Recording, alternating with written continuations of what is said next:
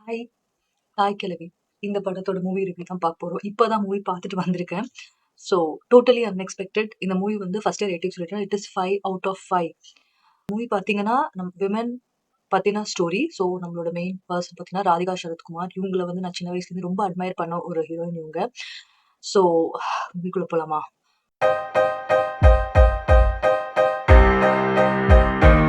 Okay.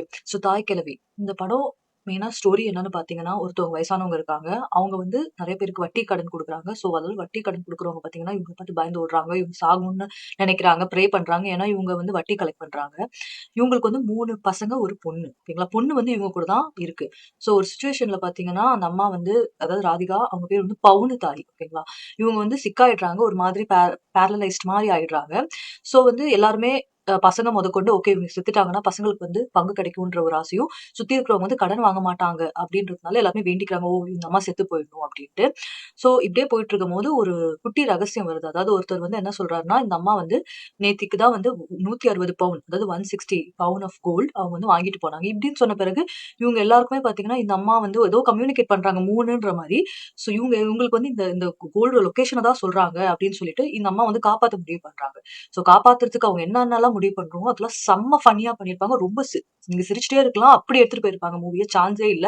So இப்படியே ஃபன்னியா போயிட்டு இருக்கிறதுல, கடைசில ஐ திங்க் ஒரு 20, 30 மினிட்ஸ்க்கு முன்னாடி பார்த்தீங்கன்னா, கொஞ்சோண்டு எமோஷனலா எடுத்துட்டு போவாங்க. அதாவது எல்டர்லி பேரண்ட்ஸ இப்ப இருக்கிற ஜெனரேஷன் பார்த்தீங்கன்னா, அ மணி செலவு பண்ணக்கூடாதுன்ற ஒரு சில ரீசன்ஸ்க்காக அவங்கள வந்து ஆஃப்டர் கேர் பண்றதில்ல. லைக் இறக்க போறாங்கன்னா, அவங்கள கடைசில வரைக்கும் வென்டிலேட்டரும் கடைசில வரைக்கும் ட்ரை பண்ண மாட்டேங்கிறாங்க. ஒன்லி வென் நெறைய ஹோப் இருக்கும்போது மட்டும் தான் வந்து சேவ் பண்றாங்கன்ற மாரி ஒரு இது பண்ணியிருப்பாங்க. அதே நம்ம கிட் நமக்கு பண்ணா எப்படி இருக்கும்? ஹர்ட் ஆகும்ல. ஸோ அந்த மாரி ஒரு கான்செப்ட் பண்ணி, அ அந்த மாரி நம்ம பண்ணக்கூடாதுன்ற மாரி குட் மெசேஜ் குடுத்துருப்பாங்க. இன்னொரு மெசேஜ் பார்த்தீங்கன்னா, 40 வயசுல முனிஷ்காந்த் இருப்பாரு. இவரு கல்யாணம் பண்ணணும்னு இருப்பாரு. பட் இவங்க எல்லாருமே எதுக்குடா கல்யாணம் பண்ணணும்? கல்யாணம் பண்ணீங்கன்னா, ரொம்ப என்ன சொல்றது? நாங்க படுற கஷ்டம் உனக்கு தெரியலையா? எதுக்கு உனக்கு கல்யாணம் பண்ணணும்? அப்படின்னு சொல்லும்போது முனிஷ்காந்த் ஒரு அழகான எக்ஸ்பிளனேஷன் குடுப்பாரு. குடும்பம் தேவை. எனக்கு வந்து என் வீட்டுக்கு வந்து யாரும் பத்திரிக்கை குடுக்கறதில்ல. எனக்கு வந்து நான் வீட்லேருந்து ஆஃபீஸ்லேருந்து வரும்போது, ஐ மீன் வேலையிலேருந்து வரும்போது, யாரும் எனக்கு கதவு தொறக்கறதில்ல. அது ஒரு குடும்பமா இருக்கிறது வந்து அவருக்கு ரொம்ப ஒரு எமோஷனலான ஒரு ஃபீலிங்க காமிச்சிருப்பாரு. அந்த இடத்துல நம்மள கண் கலங்கவே வைப்பாரு முனிஷ்காந்த். சான்ஸே இல்ல அவர் ஆக்டிங்.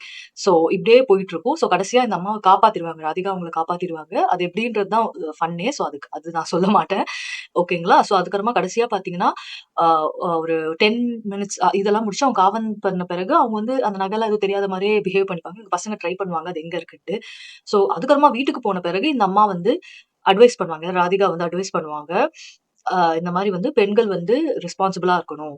சேர்த்து வைக்கணும். ஸோ இந்த மாரி நல்ல நல்ல அட்வைஸ்லாம் சொல்லுவாங்க. ரியலாவே அது பிராக்டிகலாவே இந்த காலத்துக்கு ஏத்த மாரி ஊதாரித்தனமா இருக்கக்கூடாதுன்ற மாரி விஷயங்கள்.